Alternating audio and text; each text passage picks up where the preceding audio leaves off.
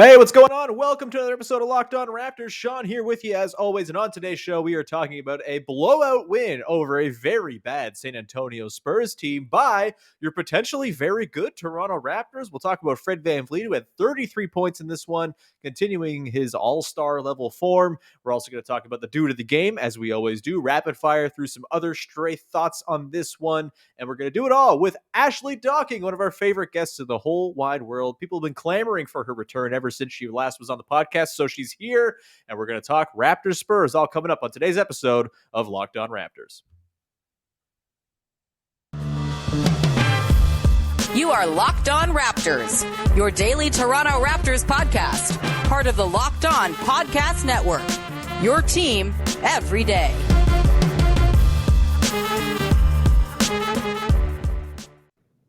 Hey, what's going on? Welcome to episode number 1090 of Locked On Raptors for, I guess it's Wednesday, January the 5th. I'm your host, Sean Woodley of RaptorsHQ.com. You can find me on Twitter, as always, at WoodleySean. You can find the show at Locked On Raptors, where you can find links to every single episode of the podcast. And, of course, please make sure to check out, subscribe to, rate, follow, review, all that stuff on your favorite podcast apps. The podcast is free and available on all of them, so please go there. And, of course, you can hit that big red subscribe button on YouTube as well, which very much helps me out in particular. It makes my ego very, very satiated. And as always, a big thank you for making us your first listen of the day. And on today's show, we are digging into a big-time win for the Raptors over the San Antonio Spurs, 129-104 in Toronto. And the Raptors are now at 500, 17-17. And we're going to talk about the game with today's guest, Ashley Docking, at SmartAsh on Twitter, just a general sports media tycoon, personality, star, all of the above. Ashley, how's it going? Really wonderful. Thank you. I love the introduction. It's very nice that you got my mom's emails when she was clamoring for me to be on the show again. That's nice. I'll tell you who. Like celebrity clamoring, actually. Mike Ganter, everyone's favorite Gumby. We were chatting at a game one time. He was like, "You should have Ashley on more. Ashley's great." So this is Mike Ganter inspiring. I would have asked you back on it again anyway, but he was, I think, the highest profile person who was clamoring for your return. Yeah, I'm very glad you're here, though, Ashley. It's lovely to have you back. Before we dive in here, I should tell everybody out there that today's episode is brought to you by Truebill. Truebill is the new app that saves you money by helping you identify and stop paying for the subscriptions that you no longer want or need, and you can even negotiate better deals on those you want to keep. It's Truebill. I'll have more on them a little bit later on. All right, Ashley, big takeaways. The Raptors' third win in a row. If you go back and remove the two fake games they played with very depleted rosters last week that don't count, that Cavs game, take it off the board. The Sixers game was fun for Pascal and Pascal only. If you take those games out, they're 8-2 in their last 10. It's pretty exciting stuff. And what were your big takeaways from this one? I think probably the place to begin is Fred VanVleet. What were some of your impressions and observations of Fred VanVleet as he put up 33 points in this one to go along with 7 assists? Only played 3 quarters as well, as the Raptors got some much-needed fourth quarter rest ahead of a back-to-back tomorrow. Thoughts on Fred and his wonderful performance, Ashley? Well, first of all, I didn't realize we were allowed to take out just certain elements of history to just my podcast. I can do whatever I want. Yeah. In that case, I would like to ask that year 29 and 25 be removed for reasons that can be discussed later offline. But when it came to Fred, listen, he's obviously just playing out of his mind. And the one thing about him in particular, and he's proven this time and time again, is if you give him an opportunity, he's going to take it. He doesn't need much of a green light to go. He's the kind of guy who's looks like he's racing off the line at a red light. He's not. He's just making sure that he hits the mark when he's supposed to. And that's what we're seeing here today. Obviously, the last 5 games, he's been on a roll. 5, 6, 7 3-point shots, 30-point games, just a regular thing that he's had now. Early in this game, I think before he started hitting all the threes, which San Antonio decided that, hey, we're just not going to cover that. And it wasn't just Fred, too. It was quarter threes. It was Gary Trent Jr. on the right side of the floor very consistently, particularly in the first half. But he was doing maybe some pick and roll, some dribble handoffs, but keeping it and not really passing the ball around. It was one-touch possessions, which didn't necessarily work out a ton. But once the ball all started rotating and the team found a rhythm. Of course, something that they've been out of for a little while. As you mentioned, the aforementioned games where their roster was depleted. So when they finally hit their stride against, like obviously not a great Spurs team, they did what they needed to do. And isn't that the sign of a good team, Sean? Yeah. Blasting guys that suck out of the gym. Yes, the first half was close, but then took care of business. Yeah, no, that's totally what you want to do. It's what the Raptors were kind of known for during their heyday, right? Is all these bad teams would come through and they would stand no chance because they would wipe them off the floor. And they did that with the Spurs tonight. No DeJounte Murray, obviously, though it would have been fun to see him. He's cool and fun and is putting up hilarious numbers this year. But you play the team that's in front of you. And I mean, the Raptors have been on the receiving end of playing teams that were at way better states of health than they have been all season long. So it all comes out in the wash. Back to the point of just declaring things to be fake. We're really on the borderline of this season also being entirely fake with the number of absences, and thus the Raptors continuing to be the real champions because the last two titles haven't been real either. That's just how I'm going. We're going for a full Olympic cycle. Yes. A full Olympic cycle of the Raptors being the champions is beautiful. But on a more sort of serious note, I think like the way Fred VanVleet played, I mean, we've already been inundated with the All-Star stuff. Zach Lowe talked about him and actually picked him for his All-Star team on his podcast with Chris Herring yesterday. And I think that's kind of set off this avalanche of Fred VanVleet All-Star support, all entirely deserved. He has the statistical output in addition to the sort of the metrics that are a little bit more underlying, all completely paint him as one of the best players in the NBA this season, certainly one of the best players in the Eastern Conference. And the thing that's kind of terrifying, Ashley, is that I feel like it's going to get easier for him and better for him. And we could see an even better version of Fred VanVleet over the course of the next month here, presuming health stays for the Raptors, because think about what most possessions were for the Raptors to start the year. It's Fred VanVleet kind of just like probing, sifting, running a handoff, like you mentioned, a lot of sort of one touch Fred VanVleet possessions, and he made it work. But now you've got Scotty Barnes and Pascal Siakam both kind of at this playmaking height that has been just a delight to watch. And they're even being empowered to do it more because they're essentially the backup point guards on this team now too. But even when they're out there with Fred, like they are allowing Fred to do the thing that's always been the thing he does best, which is hang out off the ball, have insane gravity, and knock down threes when they come to him. You know, the very best version of Fred VanVleet that we all remember is the playoffs late in 2019 when he goes to that insane heater. All of it is because he's roaming off ball and is relocating and doing his thing. And now he gets to do that more often. And now it's like this combo where, I think in the past, there was this sort of compulsion among Raptors fans to want to see Fred off the ball all the time. Let Lowry run the offense, let Pascal run the offense, keep Fred in the corner, and just have him hit threes. That's what he's good at.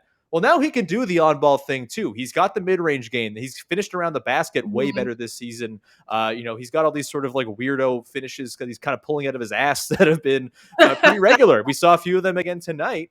And it's just at some point you have to accept that's just maybe the new reality. The mid-range shooting is not dipping down whatsoever.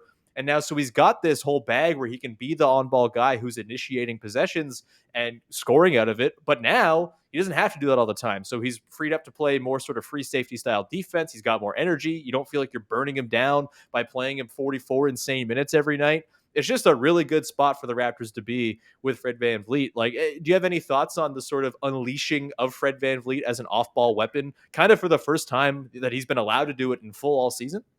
Well, if you're very much online, particularly Instagram, I've never been that. I'm not online at all, Ashley. TikTok, there's like a common phrase that women use a lot to talk about men who aren't treating you appropriately. If he wanted to, he would, right? And the main genesis of that is saying, listen, be about it. Don't just talk about it. And I think what we're seeing is the unraveling of Fred VanVleet being about the things that he talks about as well, right? Mm-hmm. Being a professional, being prepared, making sure that you're expanding your game where you can, making sure that you're taking care of weaknesses so other people can't exploit them, whether that's in a team construct or personally. We know he works hard. We know he's been given this opportunity and he's not going to let it go, as I mentioned when I was talking about All-Star as well. But he also takes his position as the leader and the grumpy old man of this team very seriously.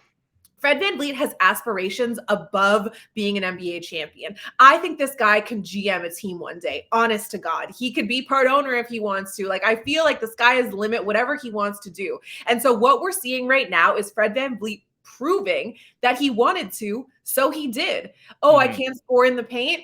Bet. As you said, just like random shit that just happens to work, but whatever, it counts, right?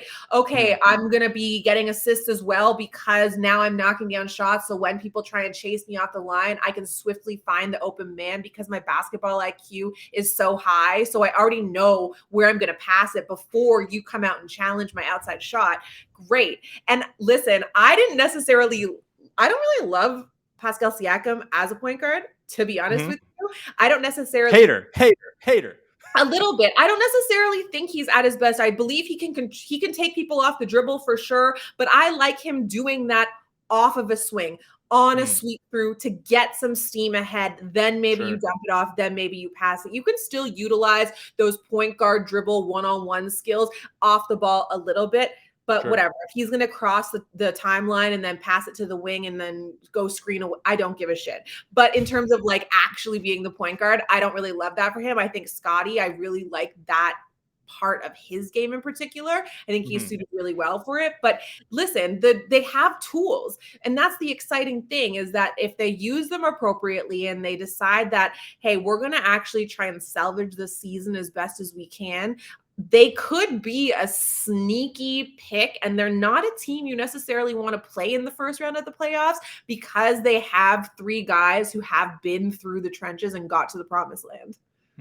Yeah, like I think it's undeniable at this point that like the fully healthy version of this team is a good team. How good, I don't know, we'll see, but like they're not tanking. They're not like, I think, going to be toiling away in like an 11 seed, hoping they can get the 10. Like they're going to be in the play-in. I feel pretty good about that right now. I can stamp that. You heard it here first. They're going to be at least a play-in team. Like this is just a good team. Like they have a lot of good players, and now their attack on offense is diversified enough too, right? Like you can do the Fred running the typical offense like he would as a traditional point guard. You can do Scotty. You can do Siakam. You can run all this like bizarro stuff they've been running in addition to your really deadly transition attack. And like there's just like it's kind of this like, is it going to be like a section of dueling ISOs, or is it going to be a 20-second possession where they throw 9 brilliant passes and they get like a wide open Gary Trent 3? All of it's on the table now. And with the way they're playing, like, yeah, I think for sure, like the whole idea that this is not a good team is well behind us. Like this is a good team. We're just not exactly sure how good yet, but I'm pretty damn encouraged by where things are at. We're going to continue on here, Ashley, talk about some of the interesting moments of this game. I think Nick Nurse kind of had some fun with his rotations in this one. We'll dig into that a little bit, and also probably talk about Scotty Barnes, who almost had a triple-double, even though it was maybe his worst game of the season in a lot of ways. So we'll get to that in a second here. But first, I want to tell everybody about our friends over at Truebill, who are saving you money because they're helping you cancel and get out of the subscriptions that you no longer want to be a party to, and you're paying money that you don't want to be paying. Well, guess what? Truebill is here to cut through all the complexity and the difficulty that it is sometimes canceling these things, or even remembering that you have them to cancel. And Truebill makes it incredibly simple. Just link your accounts and Truebill will cancel your unwanted subscriptions in one tap. And your Truebill concierge is there to help you cancel unwanted subscriptions as well, so you don't have to. I do this all the time. I've told you about it. I've signed up for stupid things like e-card websites. I continue to, pay Adobe a lot of money for things I don't even know what I'm using anymore. It's ridiculous. And Truebill has helped me stop paying for those things. I highly recommend you check them out. Truebill has over 2 million users and has helped them save over $100 million worldwide.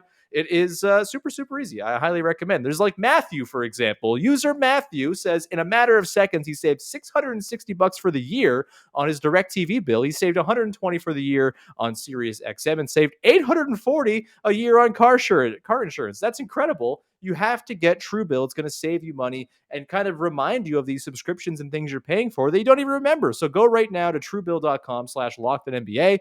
Truebill.com/LockedOnNBA could save you thousands. So it's Truebill, Truebill.com/LockedOnNBA. Matthew's got money. Matthew's got some bucks. Yeah.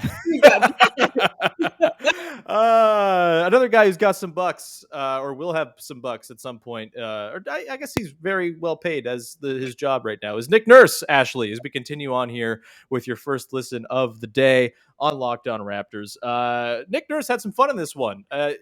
He continues to start the small ball starting five. We call it small ball. Everyone's huge. Then the bench comes in, and it's like, oh, look how big they are. And it's like, they're all the same size. Size is a construct, is what I'm saying. It's fake on this Raptors team, and it's hilarious to watch people like bend themselves into shape to figure out what the hell they're doing.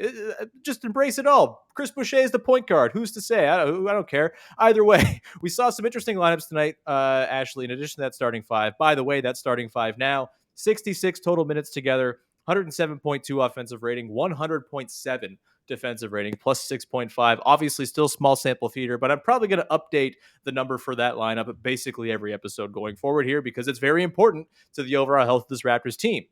Apparently, also important to the health of Nick Nurse and this Raptors team is not playing anybody under 6'6". Of course, no Yuta Watanabe or Svi Mihailuk in this game. And I thought, hey, that's some wing and shooting minutes that are going to be vacated there. Maybe they go with Malachi Flynn in this one. Finally get Malachi Flynn some run in the backcourt as an off-ball guard, as an on-ball guard. Who cares? And he does not play in this one because Nick Nurse has a "you must be this tall to ride" sign, and it's like a 6'6" cutoff. And so we saw Justin Champagnie get lots of run. 4 regularly used bench players tonight.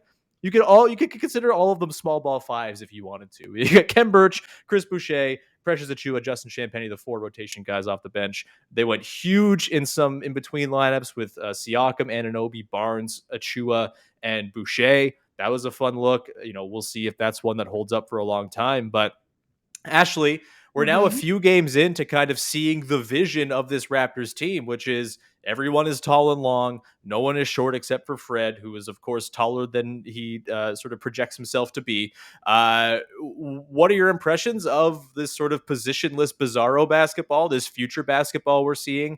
And do you hope to see it continue going forward here with guys like Champagnie maybe getting calls ahead of sort of more traditionally sized players like poor Malachi Flynn? Nick Nurse actually has my sign that he's using. He has it in the locker room. Like, no one over 6 foot can ride this ride. Like, we are actually like aligned on that, myself and Nick Nurse. But I think it's okay. Stop. I was trying to move on and you're losing your mind. Carry on. Took me a second to hit. It hit. It's funny. All right, carry on. Nick Nurse. Okay. So the positionless lineup is okay until it's not. And that sounds obviously like a very simple thing and obvious thing to say. But what I mean by that is it's good until you need specialists. It's good until you need people to pull back their role of just kind of doing everything and need them to specialize in something in particular, right? Do I need rebounding tonight? Sure. Is Kem Birch going to know that tonight I don't give a shit what he does except I need him to get on that glass? Okay, fine, perfect. Chris Boucher is probably a better example of that. You can do a ton of different things, but tonight I need you to do this. And so can they adapt from kind of having a free-for-all, just smorgasbord of whatever they want to do on the floor to tailor it more in a high-pressure game like a play-in game, like the playoffs, like a game that's going to get you to the 6th seed versus something else, right? So positionless basketball is good. It's exciting. With the right matchup, it can be very, very dangerous if you're able to exploit a number of weaknesses from other teams who don't have the speed or the size, because the Raptors still have the defenders despite the size, which is a benefit for them. But when it comes down to it, can people pull back, rein it in, and not try and do too much when positions are valuable?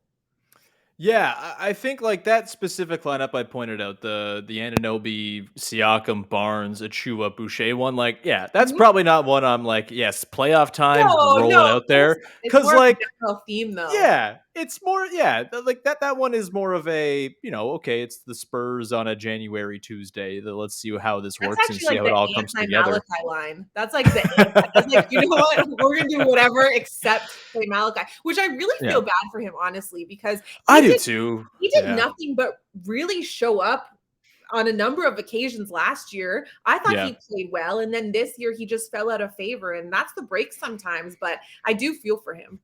I do too. It's weird because like every time he seems to get a shot, I'm like, all right, Malachi, let's go. And he does some good things. He was doing that thing earlier in the season where, like, basically every game he was snatching a defensive rebound from the hands of a big man who just grabbed one, Yeah. and getting a new possession out of it and all that stuff. He was doing that kind of grimy stuff. But the thing with Malachi Flynn is that like his play style, the grimy stuff is nice, but like he just has to like make shots to really kind of lean into what he is going to be good at in the NBA, because like he's not big enough to be a truly impactful defender possession by possession outside of those sort of big plays he makes. And he just I totally understand why Nick Nurse is sort of like, you know what, we have this vision for this team. When Malachi Flynn comes in, he's not like going above and beyond and Yeah. making it so I have to play this guy. It's not like Fred VanVleet, right? Like, I bet if you asked Nick Nurse, he would say, I wish Fred VanVleet were 6'9". If that were the case, he'd be the best player alive, probably. But like he does so much that it doesn't matter that he's 6 feet tall. With Malachi Flynn, I feel like with the sort of vision for this team, he has to perform so far above and beyond for him to Mhm. really make sense within what they're going to do and to make those sacrifices on the defensive end and whatnot. That it's just, I totally understand why at this point he seems to be the odd man out. And we'll get to the guy who subbed in for him and took up the minutes I thought he might get in this game in the due to the game coming up in a bit here. But that's an interesting little wrinkle. For me, I'm very, very happy to see that the vision is kind of coming together here. And ultimately, I think, Yuta Watanabe is going to be a big part of these sort of positionless lineups, more Yeah. so than a Boucher or a Chua, I think.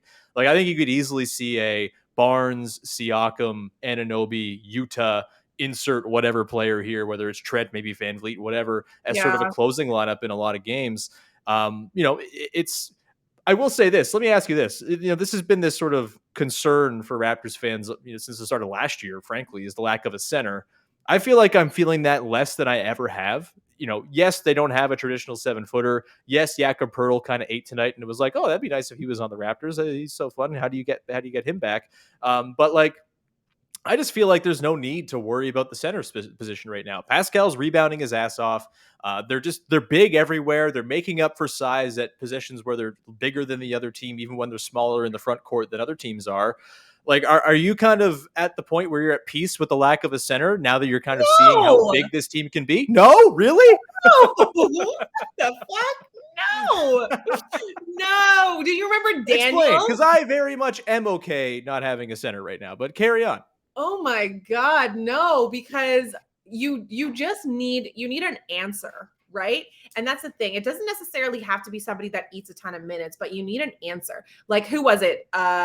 Daniel from the Boston Celtics. You remember him? Daniel Tice, yeah. Oh, by the Yeah. way, 6'8", was the same height as all the other Raptors defenders. But like really played like a post, like really played like a big, like ate up the Raptors last season, like was a nightmare. So the only problem that I have is that it makes me nervous when you run into the wrong matchup that you're going to be screwed. And so, like everything in the NBA, you do need a little sprinkle of luck if you're going to make it to the promised land or make it to anywhere significant in the postseason. But you draw a bad matchup with a really significant center who has no problem backing you down into the paint, unless your defense is going to be on just the most pristine rotation possible for the entire game, you're going to be screwed.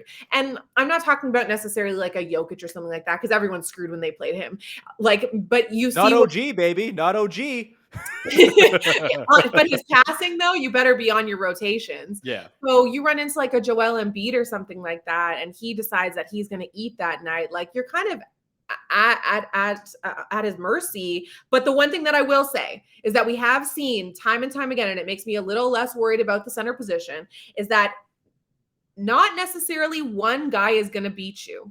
And we've seen that from a ton of teams where they have one person who's going to go off for 50. James Harden goes off for 57,000 points, loses. So it does take more than one guy, but it just makes me nervous that it's a position that can be exploited with the wrong matchup. My counter to that is one, I mean, they've had success against guys like Embiid without bigs in the last couple of years. So there's that. And like, they seem to have figured out the, double and recover type situation. And yes, that requires 48 minutes of extreme attention. If you're in a playoff series and you don't have 48 minutes of extreme attention to execute your rotations, I mean, that feels like maybe you're ill prepared for the playoffs. But my other sort of thinking with this, and I've mentioned this a few times on the show, and I'm curious what you think, is they're not at a point right now where that matters to me. Like if they make the playoffs, Then why are we talking about it? well, here's the thing. If they make the playoffs and take on the Sixers this year, I don't think anyone's expecting them to win that playoff series, right? And if they lose, it's like, oh, well, this was an awesome season. They went to the playoffs. They took on the Sixers. Like, they're ahead of schedule already for where But they're they're supposed to expecting be. to win.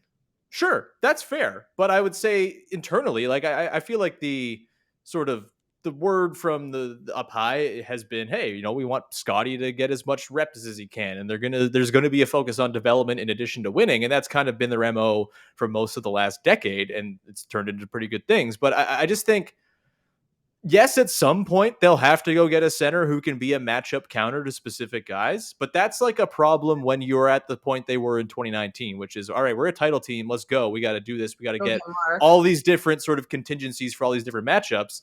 Right now, like, I don't think they're in a position where they need to be worrying about specific matchups and players to be geared up for those. And I think it's about figuring out, all right, what are the limitations of this insane basketball we're playing? What are the limitations of playing without a traditional center? And by the way, Kem Birch is playing pretty reasonable, and he is a center as well to me. I don't think he plays any other position. So, I mean, maybe he's your Daniel Tice, but like, does that hold any merit to you? The idea that like they're just not at a point right now where they need to care about the center position, and they can figure out what this weirdo crew of dudes they have is now, and then get the center thing sorted out later.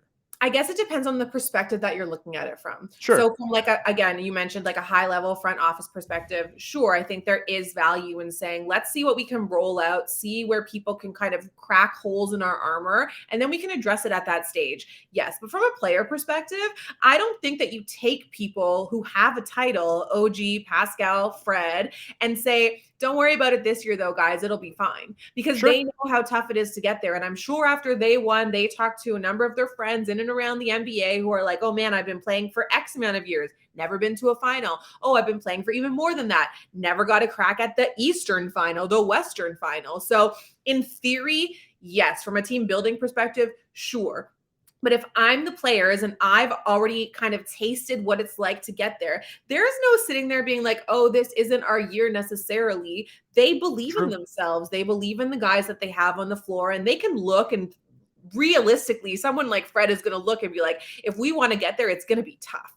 We don't have Kawhi Leonard with us anymore. We don't have a Kyle Lowry with us anymore. But their expectations are still to win. Their expectations are still to look at the person who's going man up on them and being like, I'm going to kill you tonight. You can't guard me. And so it just depends on where you're looking at it from. So all the things you're saying, valid. And I'm sure that's what's happening on a high level. But from on the court perspective, I don't think they're saying there and saying, oh, well, whatever. If we don't make it into the postseason, that's cool. I'll enjoy a longer summer. Like, I don't think that's the narrative.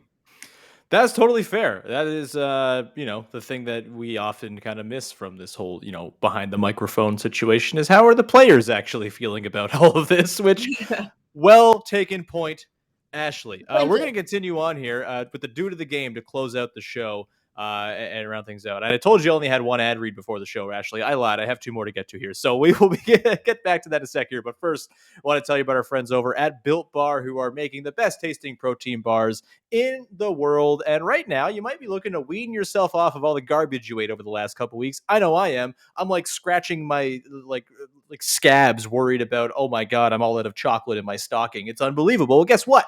I have the beautiful Built Bar to fall back on, and it is delicious, and they have amazing flavors for you to try out. They all contain somewhere around 130 calories, 4 grams of sugar, 4 grams net carbs, give or take, and 17 grams of protein as a rule. Compare that to a candy bar, which has usually 240 or more calories, 30 grams of sugar, and dozens of net carbs. And let me tell you, Built Bars taste just like a candy bar. They are really, really freaking delicious, and they have tons of flavors for you to try out. So even if you don't like one, there's going to be one that you like. They have all sorts of different flavors and textures and all of that. I highly recommend Mint Brownie. That has really helped me ease myself off of the Misty Mints and After Eights and other things I've been eating like a monster over the last little while here. So go and do this as well. As a little tip, take your Built Bars and put them in all the places where you had stashes of candy during the holidays. Replace all that crap, get the bad stuff out of there. Or if you're like me, you ate it all on Sunday night saying, all right, Once it's gone, it's out of the house and I don't have to think about it anymore. I did that. I'm a monster. But Built Bar is helping me get back to not being so much of a monster. Go to Built.com, use the promo code LOCKED15 and get 15% off your order. This is promo code LOCKED15 at Built.com for 15% off. And today's show is brought to you by our pals over at betonline.ag. You've got you covered all season long with more props, odds, and lines than ever before as the football continues to march towards the playoffs. You got the college bowl season and I think the national championship coming up soon here. I'm not a college football person, but if you are, BetOnline has you covered. They remain your number one spot for all the sports action this season. Head to the website or use your mobile device to sign up today and receive a 50% welcome bonus on your first deposit with the promo code LOCKEDON. From basketball, football, NHL, boxing, and UFC, right to your favorite Vegas casino games. Don't wait and take advantage of all the amazing offers available for the 2022 season. BetOnline is the fastest and easiest way to bet on all your favorite sports. Head over there right now. BetOnline is where the game starts. All right, Ashley, running a little bit long here, but we had a good philosophical conversation about team building, which I think was great. And honestly, after a game against the Spurs where they won by 25 and the final quarter was garbage time, it's fun to have a bigger picture conversation than, X's and O's of a specific game. Either way, back to the specific game where we dive into the dude of the game, the segment everybody's talking about, the guy on the Raptors who did some good stuff, wasn't necessarily a star in the game, but was important nonetheless. And Ashley, you have chosen the dude of the game before coming on air. Who you got this time around? Justin Champagnie! Woo! Dude of the game! Congratulations!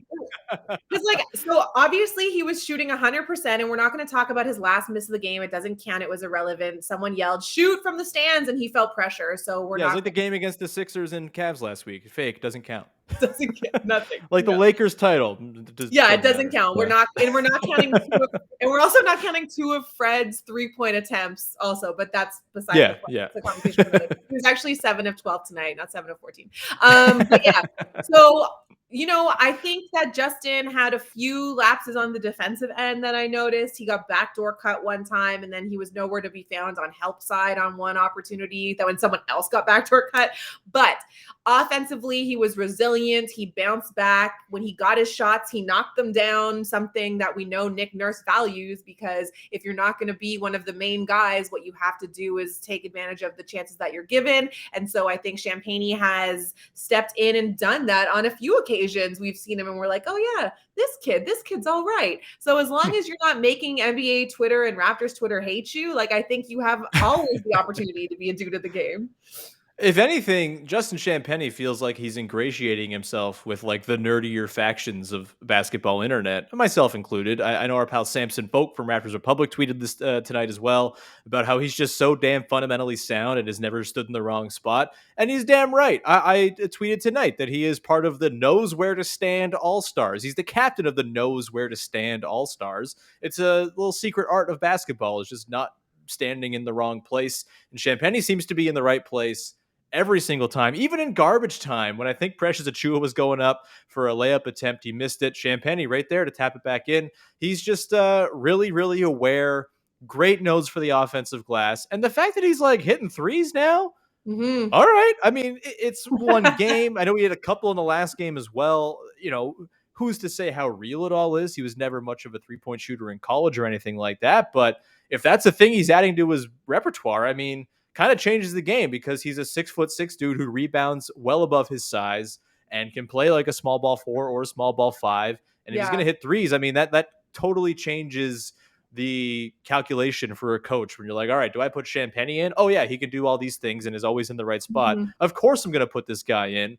And especially on a team that has a lot of guys with they need higher usage. You want to have Siakam and Fred and OG shooting a lot. Scotty Barnes is being bullied into shooting more by Nick Nurse. It's important to have guys who can just be low leverage dudes who can just kind of tap it in when they have to. And Khem Birch is that in a lot of ways. And it seems as though that Justin Champagnie is kind of going along that track as well.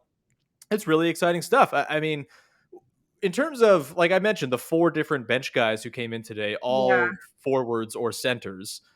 Do you think beyond the time where Utah and Svi are out that there is maybe some room here for Champagnie to squeeze one of these guys out? And in particular, I mean, Boucher's been really good lately. He was pretty solid tonight, even though it was a low offensive night for him. He had a pretty reasonable sort of energy game and didn't do anything terribly wrong.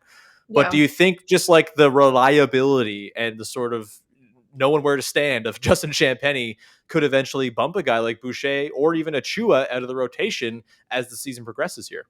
Well, I was going to say this is going to be like, I think, a weird kind of take on it. I think that like Banton actually could be somebody who I think he has value, and I think his skill set is really strong. And I think that the way he flashes to the basket and the way he takes off is explosive, and he's just so slinky. He's able to kind of get in the mix. But if you're talking about what we did before, Fred VanVleet, Pascal Siakam, Scotty Barnes playing the point guard position, that's what Banton does. So unless Nick Nurse is going to move him to the small forward, which is where Champagnie was playing today, and that's his natural position at 6'6", I think that they could clash together. And if you're saying that Banton has skills that correlate more with the guys that I just mentioned, and Champagnie has maybe a nose for the offensive glass, as you mentioned, or being in the right position, that diversity just could make Nick Nurse's wheels turn a little bit. But regardless, the Raptors do need their bench to find a little bit of a light. Utah obviously is going to be a spark plug no matter what, whether he's getting bodied and postered or knocking down threes. He's coming in the game and he's giving you something to talk about. So where else is it coming from? Because we know that the Raptors aren't going to play 10, 12 guys, obviously, if they get into the playoffs or a play-in or something like that, or even battling for a postseason ranking spot. I don't know why I said ranking spot. That's so weird. But never watched basketball or ranking. I liked the basket hoops and watching the... That was tough. I didn't love that for me. But I got to say something before someone else does, the Eminem. Yeah. It's the 8 Mile 8 Mile thing. right? Yeah. So if they're battling for position in the standings, you need to know who to go to on your bench. You need to know who your 6, 7, and 8 are specifically. So if it's going to be Utah and it's going to be Svi if he's knocking down some shots, okay, it's going to be a big. So maybe Cam, because Chris Boucher has been like really hot and cold this season. Who's like the one last guy? Who's Achua, right? Yeah, right now. For sure. But also, like, who knows? COVID protocol, all the things. So there just needs to be a little bit more light on the bench, and like who's gonna shine, and maybe it's someone like Champagnie. Yeah, I mean, I'm not exactly sure of the status of his 50 days, although I guess the 50 days is kind of at the window this season. I don't really know what the G League rules are at the moment. Apologies for that, but like, everything's out he's a two-way guy. He's not on a full NBA deal or anything like that, but he projects as someone like, they've taken these shots in recent years on guys like DeJuan Hernandez or Jalen Harris or whoever, and those guys have worked out to varying degrees, if not at all. And so, maybe this is one of those guys where they hit and it's like a guy they can kind of continue to mold, and maybe they view or maybe that, it's nothing. Also that, right? Like or also it's the Spurs. So maybe also it could be the Spurs. You're totally right. Like it's. I think it's worth noting though, because he does seem to do a lot of things that Nick Nurse wants to do, and the fact that he played ahead of Flynn tonight and Banton. Although I think I agree with you on Banton, and honestly, like send him to the 905 whenever they're done their COVID hell, right? Like I think Banton just kind of getting those reps down there will be super valuable for him. Sure. It's what Flynn didn't get last year, frankly. And so, I think, look, Champagnie's probably not going to factor into the long-term plans in terms of like deep rotation or like top of the rotation, early guy off the bench as you get to the postseason. But like, maybe he does. Like, but what I mean long-term, I mean like in deeper into this season, like beyond this season, of course, like he seems like he could be a rotation guy, no problem at all. But as far as this season, it might be a little bit too soon. There's a lot of guys in that front court, but it's being opened up. The opportunity is at least by the fact that they are playing two of their forwards as point guards for, 20 minutes a game. And that is, I think, going to, just kind of change the dynamic of the second unit a little bit and make it so Nurse can get a little bit weirder there with guys like Champagnie maybe kind of slotting in ahead of a guy like Flynn because he fits what they want to do with the vision. Either way, Ashley, we have gone a long time on Justin Champagnie, which is cool. He's deserved, but we should wrap up the show because we've gone long overall, because I could talk to you forever and I have a great time having you on the show. We'll have to do it again soon. But in the meantime, before we wrap up, anything you would like to promote for the people out there? I mean, I have some projects that I'm working on. I can't really talk about them yet, so it's more like a stay tuned kind of thing. Oh. So follow me on all my socials, Smartash on Twitter, my name, Ashley Docking on Instagram, and yeah, we'll see in just a little bit. That's very exciting. I'm thrilled to see what's going on. I'm going to ask you about this after we're done recording, and we'll see if you can tell me. Maybe not. Either way, thank you for being on the show. You'll find me on Twitter at Woodley Sean. You can subscribe to, rate, review, all that good stuff wherever you get your podcast. It's always very appreciated when you support the show. Love it. And of course, when you go on YouTube as well, you can hit that big red subscribe button and help us out. It is also very appreciated when you do that. Thank you as always for making us your first listen of the day. Go make your second listen of the day Locked On Bets, as your boy Q and Lee Sterling are helping you cut through all the noise of the COVID-ridden sports landscape right now. They're still helping you win money, so go listen to Locked On Bets if you are gambling inclined. They are very, very good at what they do over there, and we will be back again tomorrow to talk about Raptors Bucks with another episode of Locked On Raptors. Until then, bye-bye.